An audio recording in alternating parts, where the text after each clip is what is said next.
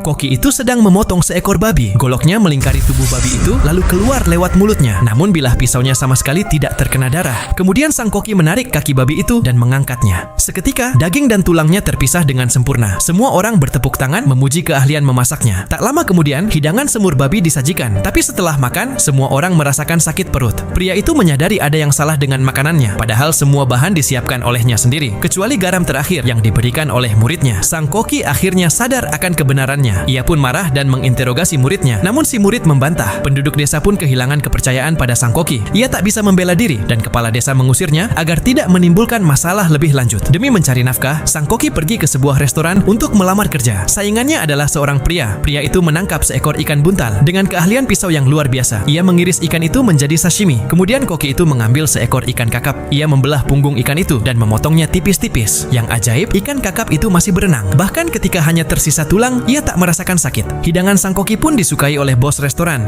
Pria tadi bingung. Ternyata sang koki menggunakan pisau es saat memasak. Pria itu pun mengakui keunggulannya dan bahkan meminta menjadi murid sang koki. Mendengar bahwa masakan sang koki luar biasa, kepala koki restoran merasa terancam. Ia pun menantang sang koki untuk berduel memasak. Yang kalah harus meninggalkan restoran. Kali ini hidangan yang dipertaruhkan adalah bebek panggang. Sang koki meminta pria tadi untuk menjadi asistennya. Mereka berdua segera menyelesaikan hidangan masing-masing. Seorang gadis mencicipi bebek panggang buatan kepala koki. Rasanya sangat lezat. Lalu tiba giliran hidangan sang koki. Gadis itu mengira bebeknya sudah dingin, tapi saat menyentuhnya, tangannya malah terbakar. Saat itu juga, bebek panggang itu mulai mengeluarkan uap dan aroma yang sangat menggugah selera. Ternyata sang koki membungkus bebeknya dengan gula malt untuk menjaga kehangatan agar hidangannya tidak dingin. Gadis itu mencicipi daging bebeknya dan terkejut akan kelezatannya. Kepala koki yang melihatnya ikut mencicipi dan hanya bisa menghela napas ringan lalu mengakui kekalahannya. Dengan penasaran, ia bertanya bagaimana sang koki memasaknya. Ternyata sang koki tidak menggunakan pisau sama sekali, karena jika daging bebek menyentuh pisau, seratnya akan putus dan teksturnya jadi buruk. Maka ia menyuruh muridnya untuk mematahkan tulang bebek dengan telapak tangan. Setelah mendengar penjelasan itu, kepala koki pun meninggalkan restoran. Dan begitulah sang koki menjadi kepala koki yang baru.